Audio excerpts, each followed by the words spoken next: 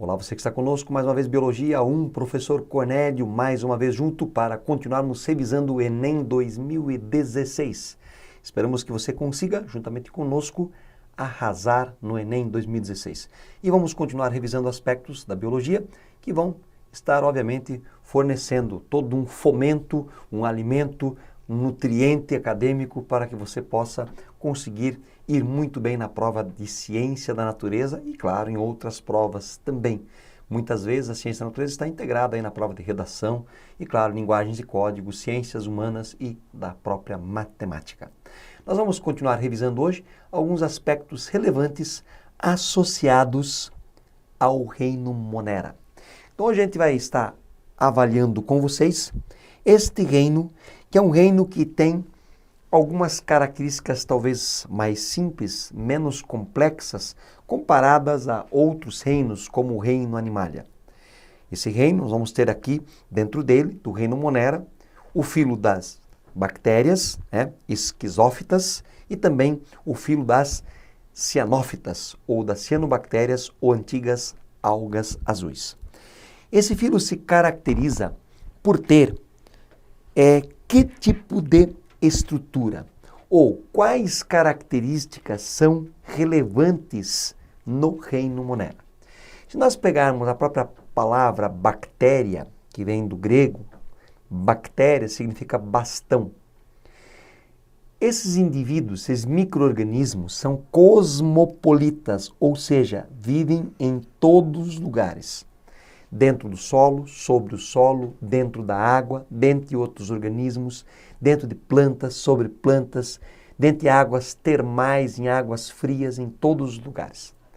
As bactérias, obviamente, são microscópicas. São organismos que, de um modo geral, utilizam a reprodução assexuada como a forma mais comum de reprodução, portanto, gerando variabilidade genética menor. Nesse reino, nós vamos encontrar micro-organismos que são obrigatoriamente unicelulares e procariontes ou procariotos, tanto faz. Unicelulares, procariontes, que podem viver isoladamente ou em colônia. Toda e qualquer célula, seja ela uma célula eu ou procarionte, ela deve apresentar obrigatoriamente 4 características. Guarde isso. Toda célula tem que ter membrana plasmática. Toda célula tem que ter um material genético. Toda célula tem que ter um hialoplasma, um meio onde circulam as coisas dentro da bactéria e de qualquer célula. E toda célula tem que ter ribossomos, que obviamente é uma estrutura relacionada à formação de proteínas. Essas 4 estruturas. Se nós voltarmos para esta imagem, nós vamos encontrar aqui, claro, já coloquei ao lado, os componentes essenciais, membrana, material genético, o hialoplasma e os ribossomos. Se nós observarmos neste esquema da bactéria, aqui nós temos a membrana plasmática, aqui nós vamos ter o citosol, ou seja, o hialoplasma, aqui nós vamos ter o material genético, e aqui nós vamos ter os ribossomas. Observe que nós destacamos também aqui um material genético que é um DNA, chamado DNA circular. Esse DNA circular é chamado de plasmídio. Ele está relacionado ao desenvolvimento, ou, melhor falando, está relacionado à resistência da bactéria. A troca desses plasmídios vão garantir, por exemplo, uma variabilidade genética. Uma vez que a variabilidade é baixa normalmente, porque a reprodução ela acaba sendo uma reprodução normalmente assexuada por bipartição, cisparidade ou divisão binária. Nesse caso aqui, encontramos representados os flagelos, encontramos também representados fímbrias, que lembram pequenos cílios. Observe também que esta bactéria ela vai apresentar uma parede celular que não é formado de celulose, mas de protoaminoglicanas ou mureína. E apresenta uma cápsula, esta cápsula externa está ligada à resistência da bactéria frente, obviamente, aos antibióticos que, obviamente, eliminam as bactérias. Nós vamos encontrar tipos de bactérias. Por exemplo, aqui nós temos representados os cocos, lembrando pequenas bolinhas. Aqui nós vamos ter, por exemplo, um esporo bacteriano. Aqui vamos ter 2 cocos unidos, os diplococos. Aqui temos cocos unidos como se fossem correntes, streptococcus. Vamos ter aqui uma bactéria flagelada. Aqui nós vamos ter estafilococcus, você vê que parece que é uma união de várias bolinhas, várias correntes unidas. Os espirilos, que lembram aí, né, pequenas linguiças.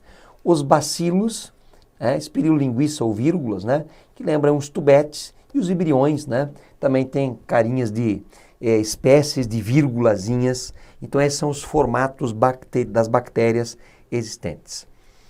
Interessante, quando avaliamos as bactérias, nós vamos observar que as bactérias elas podem, obviamente, ser autótrofas, mas também podem ser heterótrofas. Quando elas são autótrofas, elas têm a capacidade de realizar fotossíntese. O que é fotossíntese? Síntese através da luz. Através do gás carbônico mais a água, juntamente com a clorofila, é possível produzir glicose e oxigênio. Então, sintetizam matéria orgânica com auxílio da luz. Por exemplo, as cianobactérias fazem isso. E podem fazer quimiossíntese. Sintetizam a matéria orgânica com auxílio de uma energia liberada de uma reação inorgânica. Por exemplo, da amônia, nas bactérias nitrosomonas. Nós vamos ter também a possibilidade de termos bactérias que não são autótrofos, ou seja, que não produzem o próprio alimento, porque os autótrofos produzem o próprio alimento. Nós vamos ter a possibilidade de termos bactérias heterótrofas. Bactérias heterótrofas parasitam, por exemplo, vão comer literalmente o indivíduo parasitado, causando várias doenças. Temos várias bactérias heterótrofas, como por exemplo bactérias que vão causar difteria, coqueluche, bactérias que causam tétano, botulismo, bactérias que causam gonorreia, sífilis e etc. Temos bactérias mutualísticas, por exemplo, bactérias que estão lá relacionadas aos ruminantes, bactérias que podem estar relacionadas a plantas. Então temos mutualismo, uma relação interespecífica harmônica, onde os 2 indivíduos que se relacionam acabam tendo benefícios. E temos, talvez uma das funções mais lindas das bactérias, uma ação heterotrófica decompositora. Ou seja, as bactérias decompõem o material orgânico e inorgânico, permitindo um elo maravilhoso e garantindo o cumprimento do fechamento da cadeia alimentar. Ok? Então, o reino Monera tem tanto indivíduos autótrofos quanto heterótrofos. Seguindo. Aqui nós temos uma bactéria conhecida por gram-positiva. Vamos avaliar alguns aspectos relevantes em relação a esta bactéria. Se nós observarmos aqui, por que ela é gram-positiva? Então, observe um esquema de aumento da estrutura externa dessa bactéria. Então, esquema de uma bactéria, que foi removida uma parte aí externa e vamos analisar o que aqui. Então, aqui existe uma parede celular formada por uma camada espessa de peptidoglicano e vamos ter aqui uma membrana plasmática. Então, aqui, essa parte mais espessa de peptidoglicano, embaixo uma membrana plasmática. Vamos ver, então, o esquema da parte da parede celular, da membrana plasmática da bactéria gram-positiva. Então, gram-positiva é desta maneira. Agora, uma gram-negativa, olha o que nós vamos encontrar. Nós vamos verificar aqui que existe. Então, nesse pequeno esquemazinho aqui, camada lipoproteica externa espessa, semelhante à membrana plasmática, com lipopolissacarídeos, isso você identifica aqui. Camada de peptidoglicanos, que você identifica aqui, ou mureína, e mais a membrana plasmática. Então, ela acaba tendo uma espessura aí maior. Por isso que ela é gram-negativa, geralmente mais complexas para eliminar com os antibióticos, ok? Externamente vamos ter fosfolipídios, que tem, entre outras funções, a questão da identificação. As proteínas, nesse caso, apontando uma proteína para a proteína transmembranosa, que vai de lado a lado. Lipoproteínas, obviamente, né, que tem camada dupla, como você pode observar nesta estrutura. Lipossacarídeos, e tudo isso aí junto forma essa parede celular, camada lipoproteica externa espessa, similar à membrana plasmática, que é de lipopolissacarídeos, mais a camada de peptidoglicano forma a parede celular. Ainda mais internamente a membrana plasmática característica. Então tem uma capa espessa de proteção externa. Ok? A reprodução das bactérias, ela pode acontecer por uma divisão simples. Uma bactéria se rompe ao meio, gerando duas bactérias filhas. Então observem só, a parede celular bacteriana, a membrana plasmática, a molécula de DNA. Olha o que vai acontecer. A molécula se duplicou, a célula se duplica como um todo e se divide, formando duas bactérias filhas. Processo que não envolve a troca de material genético, portanto é um processo de reprodução assexuado, chamado de divisão binária ou bipartição ou cisciparidade. Traduzindo, clonagem. Tá? O segundo processo é o processo de transformação. Você observa a célula bacteriana com molécula de DNA circular, que é o plasmídio. Vamos encontrar aqui a lise celular. Então observem lá a destruição, a lise. Veja lá o plasmídio. Este plasmídio quebra desse DNA, então nós temos fragmentos de DNA doador. Nós temos parte desse plasmídio. O que pode acontecer? Uma célula bacteriana qualquer pode absorver partes desse DNA. Eles vão se ligar primeiramente à superfície da célula, que é a célula receptora. Posteriormente, esse DNA vai ser englobado e vai ser incorporado à célula receptora. E teremos, portanto, um DNA da célula receptora mais um DNA do plasmídio da outra bactéria. Teremos, portanto, uma célula agora que é uma célula transformada. Então, a transformação é essa incorporação de material genético de uma bactéria em outra bactéria. Próximo processo é a transdução. A transdução bacteriana, observem que nós temos aqui um fago, um bacteriófago, por exemplo, um vírus. Tá? Observem que este vírus tem lá o DNA de um fago, ele vai penetrar na célula de uma bactéria. Então vai acontecer o quê? Este DNA do fago integra-se ao DNA da bactéria como se fosse um profago. E você vê ele claramente integrado aqui. Tá? O que é que vai acontecer? A duplicação. Então, quando o profago inicia o seu ciclo lítico, o DNA da bactéria é degradado em novos fagos, que podem conter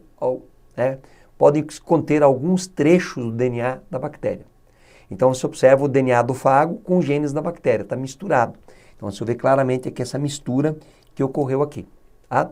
Vamos observar, posteriormente, a célula bacteriana se rompe e libera muitos fagos que podem infectar outras bactérias. Então, obviamente, a destruição, nós temos um ciclo lítico.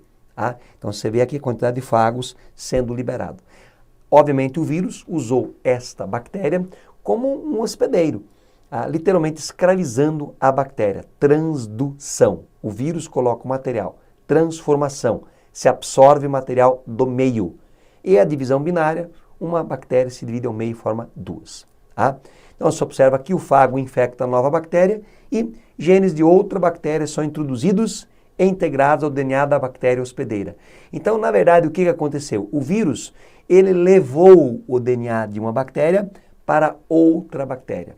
Então, a integração de DNA numa bactéria em outra bactéria teve um vetor. Esse vetor é o fago, que é o vírus. Ele colocou o material dele mais o bacteriano e leva embora o dele mais da bactéria nova que foi infectada. E ele vai conduzir de volta ou para outras bactérias o material dele com a última bactéria que ele infectou e vai passar esse material para a próxima bactéria. Então acontece uma grande mistura de material, ok? Transdução. A conjugação, um processo também muito característico de bactérias. Se observa que nós temos duas bactérias próximas, elas criaram uma ponte citoplasmática entre elas. Então você tem uma célulazinha chamada de célula fêmea e tem uma célulazinha chamada de célula macho. Tá? Então vai acontecer o quê? Nós vamos ter uma ponte citoplasmática entre as duas. O DNA bacteriano, vamos ter aqui o plasmídio. Olha o que vai acontecer. O plasmídio passou de uma célula para outra célula. Então ele passou da célula macho, através da ponte citoplasmática, para a célula fêmea. E aí você observa, claro, um plasmídio previamente duplicado. Ambas bactérias agora têm o plasmídio, portanto, ambas as bactérias se tornam macho. Então, macho com fêmea gerou duas bactérias macho. Tá? Então, a separação da célula ocorre, a ponte citoplasmática ela acaba sendo rompida e vamos ter agora duas bactérias com material que é o DNA circular ou plasmídio, ok? Então, a célula macho e a outra célula macho também. E aqui, algumas das principais importâncias das bactérias, vamos listar para vocês aqui. Uma delas, as bactérias são decompositoras. Já comentamos isso, uma importância fenomenal. Vamos ter também bactérias associadas à fixação do nitrogênio atmosférico, o N2. Essas bactérias vão estar associadas a plantas, fazendo um processo de fixação biológica do nitrogênio, e essas plantas, portanto, vão poder, com as bactérias, com o auxílio das bactérias, ter os nitratos necessários para fazer proteínas. Outra coisa, alimento, na produção de iogurte, de queijo, de leite fermentado, vinagre, bebidas, teremos aí a importância muito grande dessas bactérias. Na biotecnologia, principais ferramentas na engenharia genética, por exemplo, produção de insulina, produção de GH por bioengenharia, depende de bactérias. Tratamento de esgoto, muitas bactérias hoje são usadas num processo ambiental chamado de biorremediação, para retirada especialmente de metais pesados de ambientes altamente contaminados. Tá?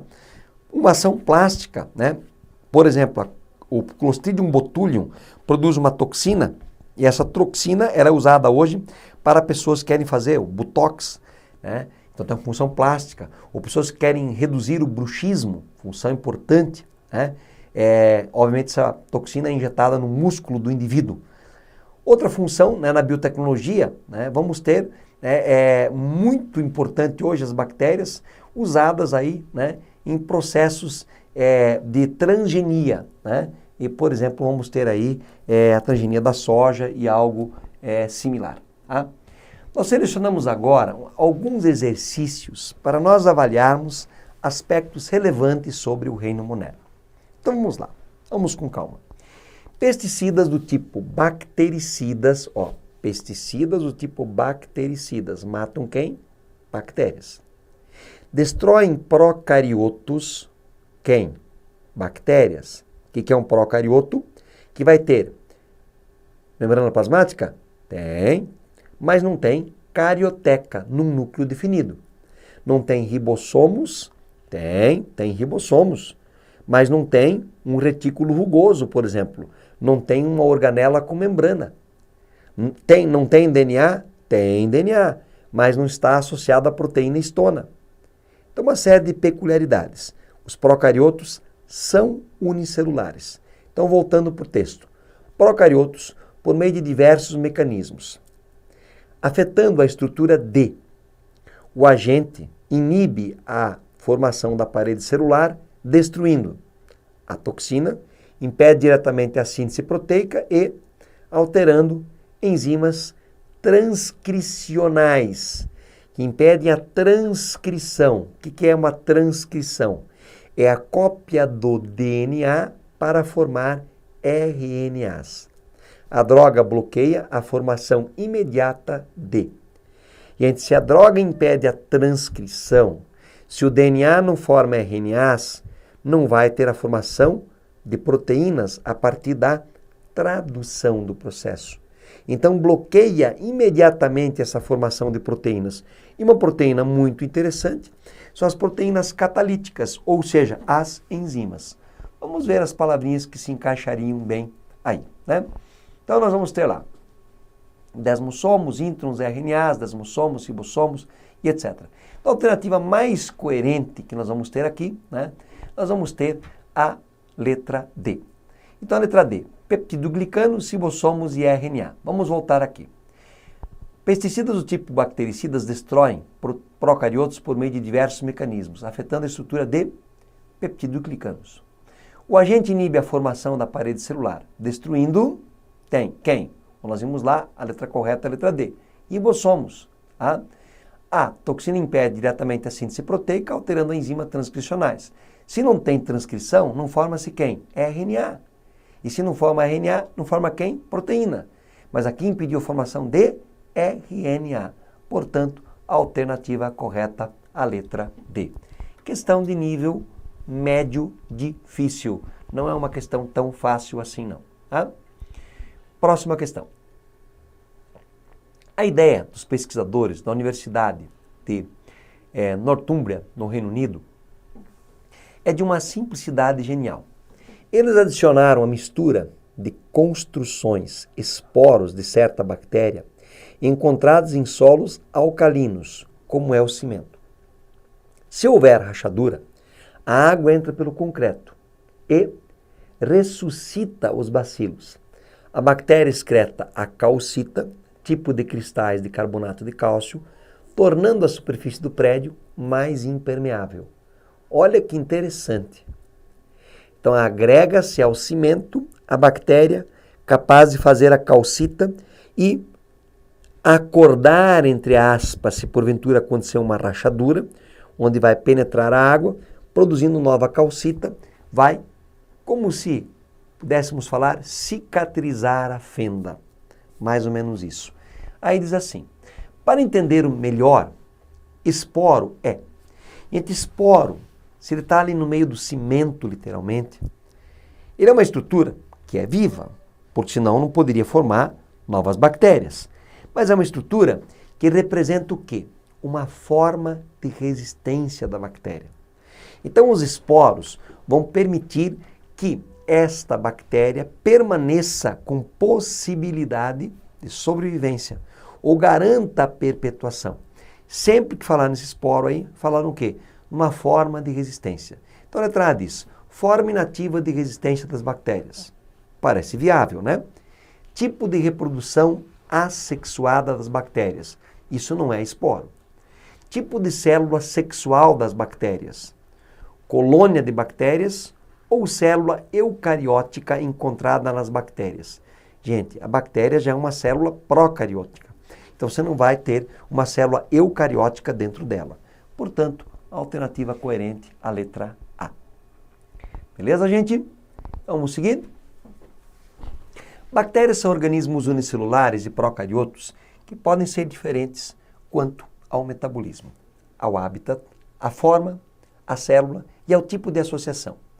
Dada a sua expressiva importância como agentes patogênicos, é fundamental saber reconhecê-las. Assim, associe as colunas abaixo, relacionando o tipo à aparência das bactérias. Uma questão um pouco decoreba. Vamos avaliar. Nós temos aí.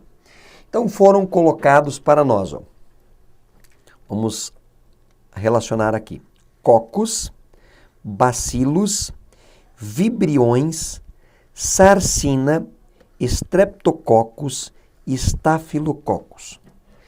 Em forma de vírgula, em forma de bastonete, em forma esférica, cocos alinhados em forma de cadeia, cocos agrupados em forma de cachos, 8 cocos agrupados formando um cubo. Você poderia partir daquilo que realmente você tem certeza. Forma esféricas, não é o coco. Bastonete, não é o bacilo. Vibrião, não é em forma de vírgula. Vamos imaginar que isso você sabe. Tá? Então, se você olhar 3, 2, 1, então aqui você vai eliminar, aqui você vai eliminar, aqui você vai eliminar. Vai ser 5, 6, 4 ou 5, 4, 6. Tá? Então, qual a alternativa mais coerente aqui? A letra C, 5, 6, 4. Então, aqui, 5, 6, 4. Então, vamos lá. Estreptococo. Lembrem do estreptococo, que era isso daqui, ó. Tá? Esse era o estreptococo. Beleza? Depois vamos ter aqui 6, estafilococo. Parece um cacho. Um bando de cocos associados. Algo assim. E vamos ter depois, né, a sarcina, onde vamos ter 8 cocos agrupados, né, lembrando uma espécie de um cubo. Então ficamos, né, uma questão, infelizmente, um pouco decoreba, mas que relaciona aqui o formato das diferentes bactérias. ok? Seguindo, a variabilidade genética está associada a diversos processos que podem proporcionar maiores chances adaptativas para as espécies. Se por um lado a reprodução assexuada permite uma rápida propagação pelo ambiente, por outro lado a variabilidade incrementa e recombina genes que podem oportunizar a sobrevivência em situações adversas. Isso aqui tem a ver muito com a evolução de uma espécie. A evolução só pode ser quando é uma evolução não do indivíduo, mas da espécie, era considerada evolução. Quando se fala em reprodução assexuada, fala-se numa reprodução onde não há a troca de material genético. Se não há a troca de material genético, não vai haver variabilidade. Na verdade, não dá para dizer que nunca ela ocorre, porque eventualmente pode acontecer uma mutação. Mas a variabilidade, portanto, podemos considerar que ela é extremamente baixa. Se não tem variabilidade, ela é baixa, a evolução é muito lenta ou inexiste. A reprodução assexuada, portanto, embora ela é vantajosa por ser rápida, produzir um grande número de indivíduos filhos e produzir ou gastar pouquíssima energia, o gasto energético é baixíssimo, é uma reprodução que é desvantajosa porque a variabilidade é zero ou quase zero. E se não há variabilidade, os indivíduos com variabilidade ou sem variabilidade passam constantemente por processos de seleção natural. A seleção pode selecionar positivamente todos ou selecionar negativamente todos, eliminar a todos. Então, ter variabilidade é importante para o processo evolutivo de uma espécie. Sendo diferentes, alguns podem ser selecionados conforme um critério, outros podem ser selecionados conforme outro critério. Então você vai ter aqui a seleção que leva a uma adaptação. Então nós vamos ter uma teoria aqui de Darwin explícita nesse processo. Ou seja, o que o Darwin coloca? O Darwin coloca o seguinte, que existe variabilidade. Que constantemente esses indivíduos passam por seleção natural. Sobrevive aquele que apresenta a melhor adaptação. Ou seja, aquele que tem as características que naquele critério de seleção são as melhores. O indivíduo não cria essas características naquele momento, ele já as tem. Então, o indivíduo que sofre adaptação já é o mais bem adaptado. Daí diz assim, nas situações listadas a seguir, destaca-se como fonte de proliferação e variabilidade. A. Proliferar e variabilidade. Beleza? Cisparidade bacteriana. Cisparidade é fazer isso. Isso aqui prolifera? Sim. Tem variabilidade? Não. Divisão em protozoários. Protozoários geralmente faz isso também. Ó. Pega lá uma ameba, faz isso. Tá? Esporulação em plantas e gemulação em poríferos. Gente, a formação de esporos em plantas, ela envolve um processo relacionado à meiose, portanto, a crossing over. Quando a gente fala em gemulação é um processo onde tem lá um porífero, por exemplo, que está no ambiente aquático de água doce, onde o rio pode secar. Esse porífero percebe que pode morrer, ele forma um cisto de resistência, chamado de gêmula. Esta gêmula contém arqueócitos e amebócitos, permitindo que quando novamente tiver água, este porífero pode voltar a se desenvolver a partir dessa gêmula. Então, o que garante realmente um processo de variabilidade é a esporulação, porque a formação de esporos em plantas, ela acontece por meiose.